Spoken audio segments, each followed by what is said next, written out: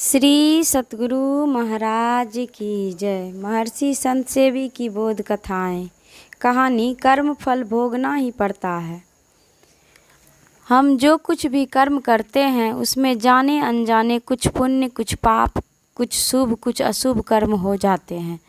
शुभ कर्मों का फल सुख और अशुभ कर्मों का फल दुख होता है। महाराजा युधिष्ठिर धर्मराज के अवतार थे। कभी झूठ नहीं बोले थे, किंतु समय आया उनसे भी थोड़ी सी चूक हो गई। महाभारत के युद्ध मैदान में उन्होंने अश्वत्थामा हतो नरो व कुंजरो इस झूठ का परिणाम हुआ। महाभारत के युद्ध मैदान में उन्होंने कहा, अश्वत्थामा हतो नरो व कुंजरो। इस झूठ का परिणाम हुआ कि महाराजा युधिष्ठिर को नरक देखना पड़ा। इस तरह हमसे जाने अनजाने में कुछ न कुछ शुभाशुभ कर्म होते ही रहते हैं। ऐसा कोई नहीं है जो कह सकता है कि मुझसे कभी कोई अशुभ कर्म हुआ ही नहीं। कुछ न कुछ अशुभ कर्म होता ही है। महाभारत के युद्ध क्षेत्र में भीष्म पितामह सरसैया पर पड़े थे। इतने बाण उनके शरीर में लगे थे कि उनके शरीर पर कोई भी भाग खाली नहीं था। उस दिन का युद्ध बंद हो गया। कौरव पांडव आदि क्रम से उनके दर्शनार्थ आने लगे। उसी क्रम में भगवान श्री कृष्ण भी वहां आए। भीष्म ने कहा, कृष्ण, पूर्व के 100 जन्मों की बातें मुझे याद है। मुझसे पूर्व के 100 जन्मों में कोई भी ऐसा अशुभ कर्म नहीं बना है जिसका परिणाम दुख हो।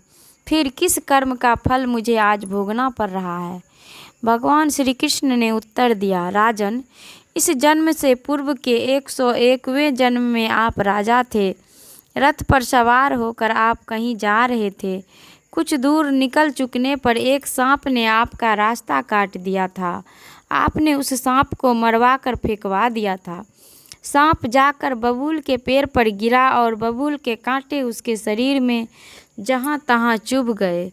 उस समय तक सांप के प्राण निकले नहीं थे। बाद में उसी बबूल के कांटों पर तड़प तड़प कर उस सांप ने अपने प्राण छोड़े। उसी पाप का परिणाम है कि आज आप कांटों पर पड़े हैं। अशुभ कर्मों का फल नरक और शुभ कर्मों का फल स्वर्ग है।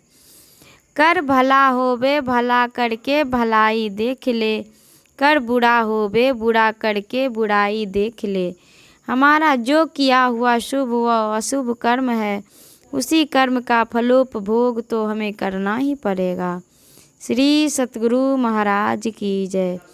यह प्रवचन शांति संदेश पत्रिका में सितंबर 1996 ईस्वी को प्रकाशित हुआ था। श्री सतगुरु महाराज की जय।